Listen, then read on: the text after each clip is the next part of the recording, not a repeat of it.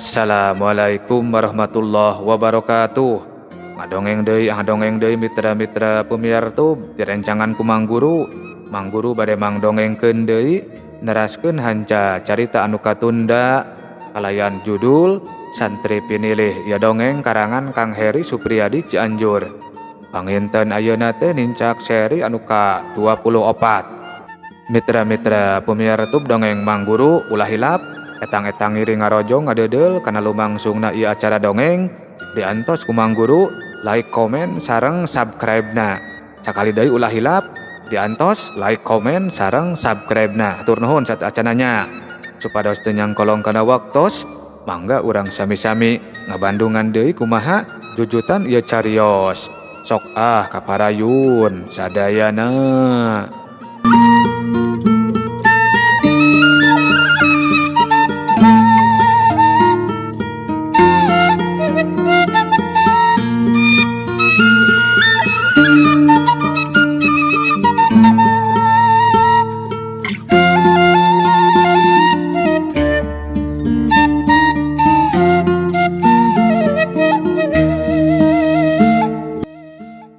Aja ada siang kunyuk.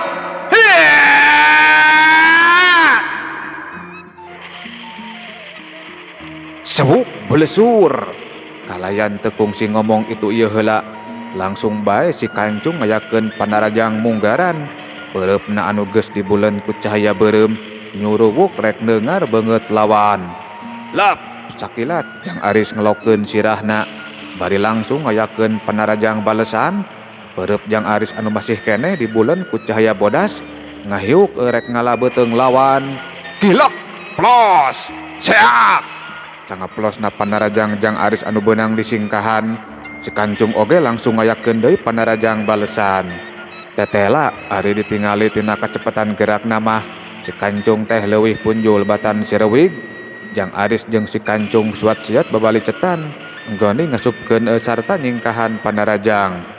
Mitra-mitra pumiartub dongeng Mang Guru, lumangsungna anu galungan pohara pisan dragotna. Komo sanggeusna si reuwig milu narajang deui mah. Teu jauh ti eta pakalangan sababaraha jalma narempokeun bari nyarekelan obor anu tetela geuning warga Jatilinduh anu dina peuting harita kabeneran keur kabagean pancen ngaronda. Sarta tayohna mah matak nepi ka pating kurunyung ka dinya teh alatan ngadenge sora anu ngabeledag. Gelut jeung bangsa jin sigana mah si tergos beureum teh, ceuk saurang warga kanu jadi baturna. Bangsa nempo Jang Aris anu keur hut-het sorangan, teu nempoeun sigana ari ka si reuwig jeung si kancung mah. Oh, ari itu sahanya oi, ceuk anu saurang nunjuk ka Bah Samiri anu harita masih keneh ngajega. Teuing teu wawuh, guruna si tergos beureum kitu. Wah, sigana mah anu nitah bangsa jin pikeun nyang hareupan si tergos beureum. Kitu diantara galecokna warga Jatilinduh anu harita keur nyaksian lumangsungna eta kajadian. Bodar sia bangsat.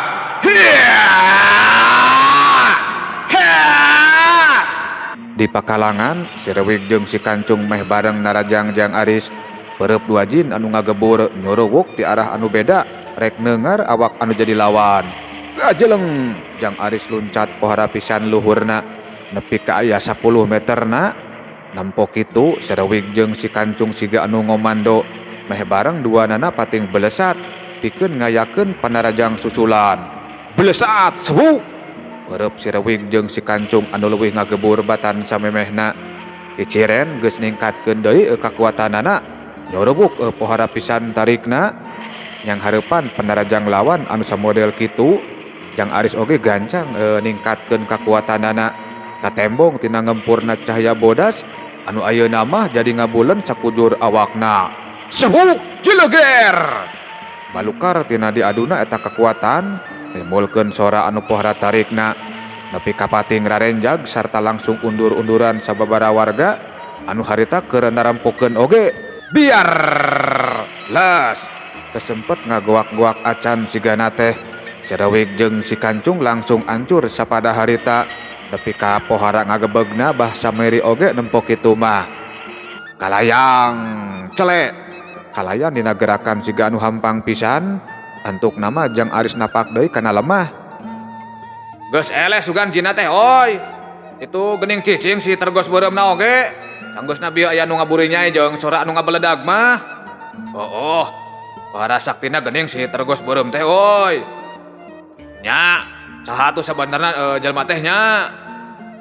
Kitu di antara pating kecewisna warga anu tetela narungtutan pating kurunyung sarta beuki lila beuki ngalobaan kaayaan di eta palataran oge jadi beuki caang ku cahaya seuneu tina obor.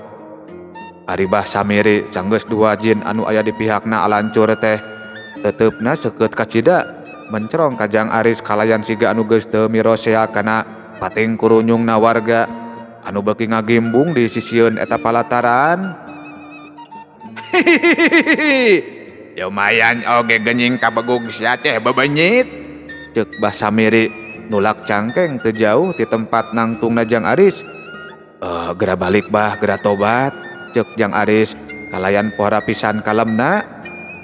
Ya, cong abong kayaknya geus mampu ngabinasakeun anak buah aing sia koplok.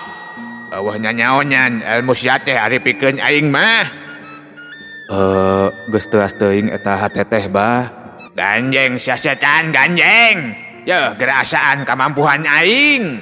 Ceuk Bah Samiri siga anu geus pohara keheuleunnana kituna teh bari langsung bae nyabut keris eluk 7 anu diselapkeun dina beubeurna. Aduh, alus lambang pusakana mah bah ngalambangkeun ilmu cai dina tingkatan pamahaman ka-7 ngan hanjakal sifat anu kaluar teh ngan ukur lambak amarahna jeung bubudahna anu sok neubeuleukkeun gegeuleuh ka anu lalemah. Ceuk Jang Aris netep keris pusaka anu keur dikekeuweuk ku Bah Samiri. Moncong loba bacot sia setan. Seret Dina tungtung kecapna Bah Samiri mesat keris tina warangkana gebur. Keris Bah Samiri nepi ka ngempur di buleun ku cahaya beureum. Cung Bah Samiri ngacungkeun gagaman pusakana. Werrrr, werrrr, werrrr. Tubadakan aya angin puyuh anu muter di luhureun sirah Bah Samiri. Sarta beuki lila beuki ngagedean nepi ka tatangkalan anu aya di sakurilingeun eta patempatan oge. Pating palenoy sarta daun jeung pangpung anu gararingna kasedot ku eta angin puyuh. Waduh, mundur. Apaan? Nyingkah sate. Warga nepi ka pating buriak sarta pating keuleuweuh ngajauhan pakalangan. Ari Jang Aris nempok kitu teh kalem bae ngan ukur neuteup dibarengan ku unggut-unggutan. Oh, jara sia goblok. Hiya! Meh bareng jeung jorowokna Bah Samiri nunjuk Jang Aris ku keris pusakana.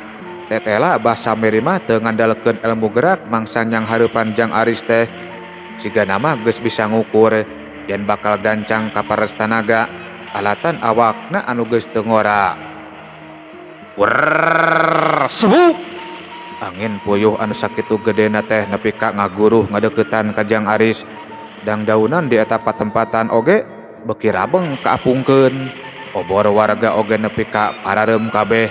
Mun dina kaayaan beurang mah geus pasti atra pisan mulekna kekebul taneuh anu meh-mehan minuhan eta palataran. Reup Jang Aris meureumkeun panonna, dua dampal leungeunna dirapetkeun dina hareupeun dada. Kejelig, kejelig. Hiji-hiji Jang Aris nenjerakeun sukuna kana lemah. Gebur. Awak Jang Aris ngempur deui di buleun ku cahaya bodas. Sehuk. Werrrr, werrrr. Angin puyuh anu geus pacampur jeung sagala anu kasedotna muter ngabuleun awak Jang Aris. Sok sanajan rada remeng-remeng tapi masih katembong ngempurna cahaya bodas anu ngempur tina awak Jang Aris. Waduh, para saktina eta aki-aki oge oi. Oh, musuh bubuyutanana sugan. Da asa lain balada si Jolad eta mah. Da balad si Jolad mah eueuh anu geus aki-aki. Atawa moal kitu ari guruna si Jolad mah. Bisa jadi. Paling oge rek mangbaleskeun muridna anu ti heula nepi ka tutung leungeunna ku Tergos beureum. Mitra-mitra pemiara tub dongeng Mang Guru, mangsa warga keur galecok jeung sagala pangira-ngirana. Lurah Asep ngurunyung dibarengan ku sababaraha urang warga kaasup Kang Husna anu alanyar datang nepi ka pohara ngajenghokna mangsa nempo angin puyuh anu sakitu gedena teh. Aya naon ieu teh aya naon? Cek Lurah Asep rutret ka warga anu pangdeukeutna. Aya aki-aki keur tarung jeung si Tergos Beureum Pak Lurah. Mana? Geuning teka tempo si Tergos Beureum mah. Itu keribulan ku angin puyuh. Itu tuh geuning aya cahaya bodas dina jeroan angin puyuh. Anu aki-aki saha kitu? Tuh ka Pak Lurah. Waduh, siga Bah Samiri Pak Lurah. Cek Kang Husna nyelengkeung. Bah Samiri. Siga anu rada ngagebeg Lurah Asep mah mangsa ngadenge eta ngaran teh. Mohon Pak Lurah, urang mayak Pak. Sok janten patarosan eta teh da saurna mah. Kapungkurna oge saurang jawara kahot. Oh, jadi iya jelemana anu cek Jang Didin rek neluh aing jeung si Yasmin teh. Kitu garentesna Lurah Asep. Anu tayohna mah sanggeusna Jang Didin ngadedengekeun wangkongan antara si Erus jeung si Engkus teh teu langsung mulang, tapi balik deui pikeun laporan ka Lurah Asep. Lurah Asep teu kungsi ngomong deui, panampona manco kanu keur lumangsung di pakalangan siga warga anu sejena.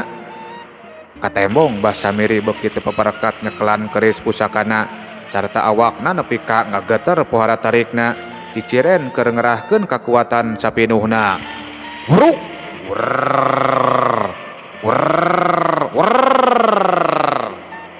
Angin puyuh beuki ngabadagan sakur tatangkalan anu aya di sakurelingeun eta patempatan beuki pating palenoy sarta dahan-dahanan nepi ka pareungas pating dorok-dok. Lurah Asep jeung anu sijena oge nepi ka pating buriak sarta pating keuleuweuh ngajauhan tatangkalan. Sehuk! Muterna angin puyuh anu ngabulen awak Jang Aris beuki tarik sarta dibarengan ku ngaluarkeun cahaya kilat anu pating serepet. Dina kaayaan kitu ujug-ujug burinyai. Dina jeraweun gulungan angin puyuh mubiar cahaya bodas anu pohara ngampurna biar las. Sanggeusna aya cahaya bodas anu ngaburinyai mah angin puyuh anu sakitu gedena teh siga anu peupeus sarta langsung leungit sapada harita. Jarik jeug, katembong Bah Samiri jarik jeugan ka tukang. Ari Jang Aris mah anggar pancu dina tempatna. Teu lila antarana kaayaan di eta patempatan mimiti caraang deui alatan warga geus narungtutan deui ngahurung-hurungkeun oborna. Hehe, rek diteruskeun deui Bah. Ceuk Jang Aris bangsa nempo Bah Samiri anu pikeun sajongjongan mah malah bengong siga anu teu percaya kanu geus karandapan ku dirina. Moncong waka ngarasa menyang sia koplok. Ilmu aing can dibijilkeun kabeh. Asa bawuh kana sora jeung kana dedegna mah, tapi sahanya jeung lamun dipikir-pikir sigana mah jalema eta teh hayang nyalametkeun nyawa aing. Ti heula nyalametkeun aing tina jahatna si Jolad. Ayeuna kitu garentesna Lurah Asep. Kituna teh ari paneteupna mah museur ka si Tergos Beureum.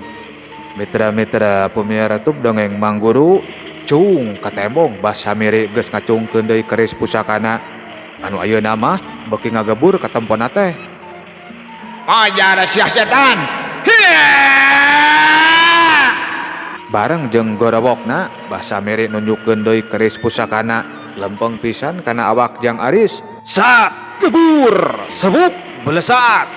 Tina congo keris Bah Samiri aya cahaya beureum anu ngabelesat. Sat gebur. Ngan ukur dina sakali meta awak Jang Aris tubadakan ngagebur deui dibuleun ku cahaya bodas.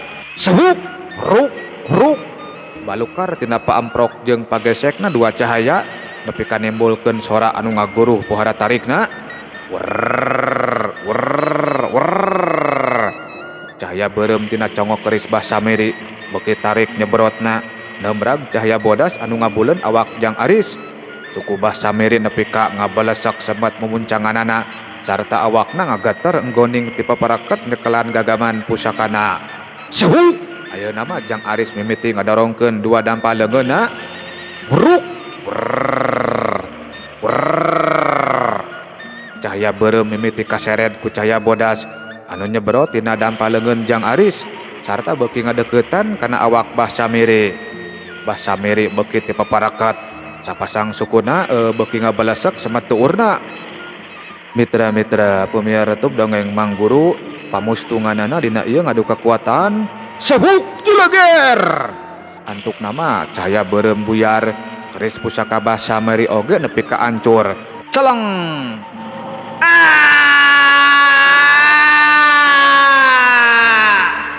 Kebut awak basa meri ngaceleng aya kana 8 meterna, sarta antuk nama ngagedebut ninggang lemah. Basa meri gulang-guling sarta hahargungan, sapasang leungeunna nepi ka geheng sarta buntung semet pigeulanganana, beureumna getih ngabayabah masihan lemah. Pelengking, pelengking, golepak. Basa meri teu ojah deui, nempok kitu Lurah Asep jeung anu sejenna mah nepi ka pating polohok. Jorelat, jeleng, jeleng, jeleng, las. Geus kitu mah gura-giru bae si tergos beureum ku jelang-gajeleng sarta jojorelatan ninggalkeun eta patempatan, sarta antuk namah giles sanggeusna ngaliwatan rajegna tatangkalan. Kajurung ku rasa kapanasaran, Lurah Asep ngagedig muru ka Basa Meri, dituturkeun ku nu sejenna. Beuki atra ari ti kadeuketan mah kaayaan Basa Meri estoning pohara pikawatireun, pakaianana oge nepi ka rangsak sarta tarutung. Untung kolorna mah dijieun tina bahan anu wedel. Hirup keneh Palurah, ceuk saurang warga mangsa nempo Basa Meri anu masih keneh bisaeun ngambekan. Bawa ka imah kuring, bengker heula leungeun anu baruntungna. Ceuk Lurah Asep rutret ka warga, teu kungsi silih tunjuk sarta silih andelkeun. Warga padaek-daek ngurus Basa Meri, nepi ka aya anu ngorbankeun pakaianana sagala pikeun ngabengker 2 leungeun Basa Meri, sangkan teu loba teuing ngaluarkeun getih. Bring geus kitu mah sadaya ngabring muru ka imahna Lurah Asep. Basa Meri digarotong make sarung, Kang Husna oge mantuan ngagotong. Jang Apan nya salah saurang babaturanana Jang Aris, leumpangna teh pang tukangna. Galecokna warga tepegat marengan abringan, pang-pangna pisan mah ngawangkongkeun naon-naon anu cikeneh kasaksian.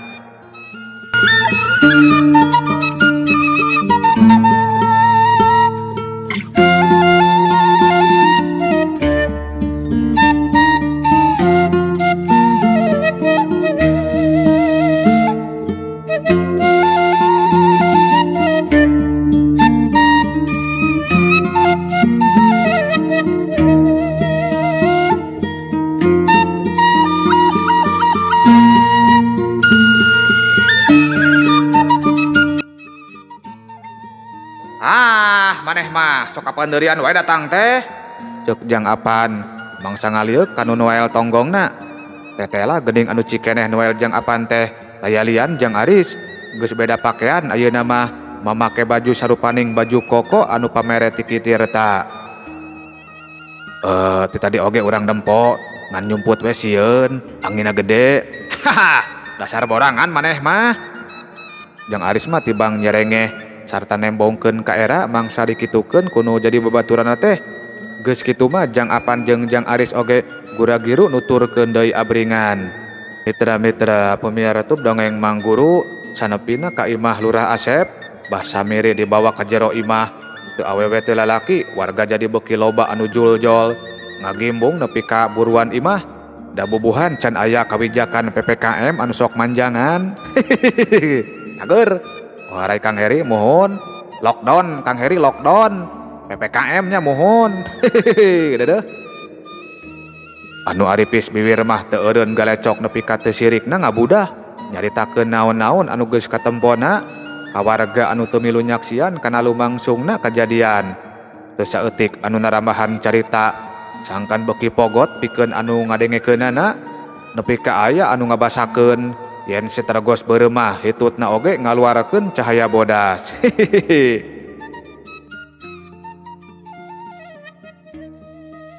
Aris, ari tadi ka mana? Ku bapa di teteangan geuningan eueuh. Ceuk Kang Husna mangsa nyamperkeun Jang Aris, anu harita keur ngawangkong jeung Jang Apan. Aya ti tadi oge Mang, ngan nyumput sieun ku angin. Malah Jang Apan anu nemalan. Maneh mah dasar. Jang Aris mah tibang nyerengeh bari semu tungkul siga anu era. Geura balik Kris, karunya si emak baturna. Mohon atuh Pak. Pan, meeting di imah urang yuk. Nya jang apaan? Jung baturan si Aris, bisi ngompol. Orangan budak eta mah. Cek Kang Husna. Nyalah hayu. Bisi tebaroga udud mah aya di dapur, dina galar luhurun panto. Cek Kang Husna deui. Sip lah. Cek Jang Apan mah nepi ka ngacungkeun jempolna siga anu bunga. Gedi geus kitu mah Jang Aris jeung Jang Apan pating garedik ninggalkeun eta patempatan. Yeh, cageh heula nya hei.